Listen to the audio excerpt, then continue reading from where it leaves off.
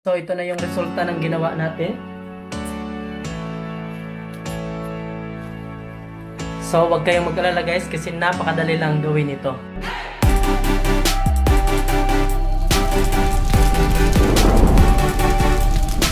So sa design na ito guys ay mayroon tayong tatlong step na gagawin. So hindi kayo mahihirapan ito kasi ituturo natin step by step. So may nagtanong guys kung ano ba yung materialis na gagamitin natin. So yung tela na gagamitin natin guys ay ito. So Alpha G na lang ito guys. So blue yung napili natin. At yung tablecloth naman natin is Pitchwell. Pero depende na rin yun sa inyo guys kung ano yung gagamitin niyo. So pwede rin naman ito. So nasa sa inyo na yun. So bago natin simulan yung ating tutorial guys ay mayroon muna tayong isa-shoutout. So shoutout sa iyo Rian Latusa. So salamat po sa panonood. At sa iyo rin Bert Rivera. So salamat sa pag-comment at panonood ng ating videos. At kayo rin guys kung gusto nyo ma-shoutout is mag-comment na kayo dyan sa baba na pa-shoutout Transcape para sa ating next video ay masasama na kita sa ating isa-shoutout. At kung mayroon rin kayong katanungan guys is huwag mag-atubiling mag-comment dyan sa baba. So simulan na natin yung ating tutorial. So dito sa gilid guys ay linagyan muna natin ng takip pero dito tayo magsisimula dito sa may kanto niya. So ito pala yung ginagamit nating pin ngayon guys.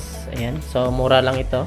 So dito na tayo sa ating unang step na gagawin guys. So ano ba yung gagawin natin? So gagawa tayo dito sa may kanto niya ng tatlong pleats na tig 3 inches. Yan. So paano ba gumawa ng pleats? So napakadali lang guys. So iganyan lang natin yung ating tela. Yan. Tapos may roller tayo dito sa mga beginners dyan. So sukat tayo ng 3 inches papunta rito. Tapos yung katapat ng 3 inches natin ay dudukutin natin. So ganyan lang guys oh. Ayan. Tapos hawakan natin ito. Ganyan. Hawakan natin. Tapos ibalik natin. Ayan. Tapos ipipin na natin siya. So dito sa may katabing pin guys. Ayan. So yung pagpin guys ay tutusukin natin. Itong blue at itong tablecloth kasama yan. Ganyan. Tapos palabas natin yung dulo. Ayan, nakalabas na yan. Tapos ibalik natin sa ilalim. Ayan. So dapat nakatago yung dulo kasi open plates lang ito, makikita ng tao. So gagawa tayo ng tatlo. So may isa na tayo. So isa pa. So ganun pa rin. 3 inches papunta dito. Tapos dudukutin natin. Tapos hahawakan. Ayan. Tapos ipina natin. Ganyan lang kasimple. Tapos pin natin, ganun pa rin yung pagpin. Ayan. So may dalawa na tayo. So isa pa.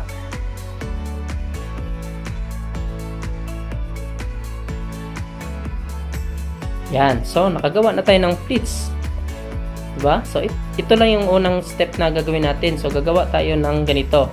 Tatlong pleats at yung pagitan niya is 5 inches na. So 3 inches itong mga pleats natin, tatlo, 5 inches naman papunta rito. So dito guys ay gaganyanin lang natin. So 3 inches. Ito papunta rito 5 inches, di ba? 5 inches ito. Tapos ipina natin siya dito. Ayan, yung pagpin katulad pa rin dito. Pasok natin, labas, tapos pabalik sa loob.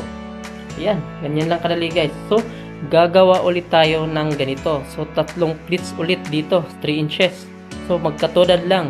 So gagawa tayo ng ganito, may spacing siya na 5 inches. Tapos ganito ulit, tapos 5 inches. So ganyan lang kadali guys. So ipapas forward na lang natin para madali tayong matapos.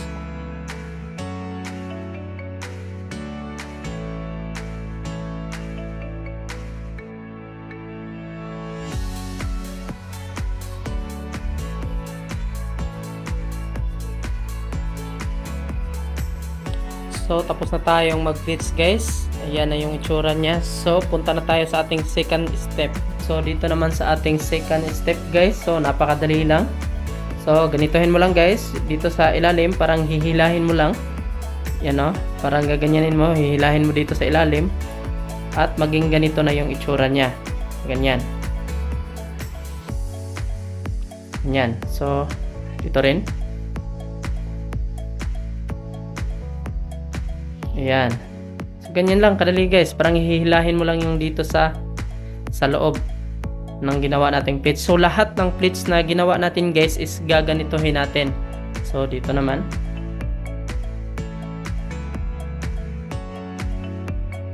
So ayan guys, natapos na tayo sa ating mga ginawa. Ayan na yung itsura niya. Ayan. So punta na tayo sa ating next step. Dito naman sa ating third step guys is napakadali lang rin. So itong ginawa nating pleats is pagsasamahin lang natin silang tatlo. So ayan. So ayusin muna natin para lulutang talaga yung ating design. Ayan. So paganyanin lang natin. Tapos paganyan lang tatlo. Ayan, tapos i-pin na natin. So yung pag-pin guys ay pa-horizontal siya, pa ganon. Pa ganyan, tusok natin palabas tapos pabalik sa loob. Ayan. Oh, di ba? So klarong-klaro na yung ating ginawang design. So dito naman sa kabila, so i-focus natin kaunti yung camera. So ito yung tatlo guys. Ganyan lang natin, pagsamahin natin sila. Ganyan. Dapat pantay ito silang dalawa guys ha. So itabi natin.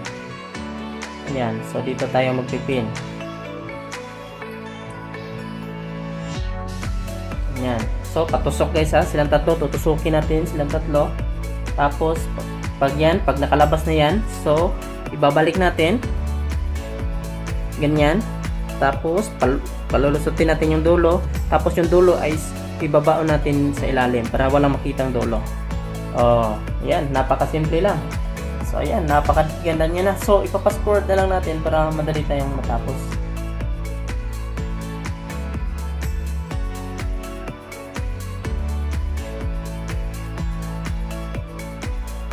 So, ako pala si Renski Tutorial guys. Gumagawa ako dito ng table skirting, napkin folding, towel folding, at iba't iba pang tutorial. So, hanggang dito yung ating tutorial guys. So, huwag kalimutang mag-subscribe kasi marami pa tayong nakahandang mga videos na mga katulad nito. So, ako pala si Renski Tutorial guys, and peace!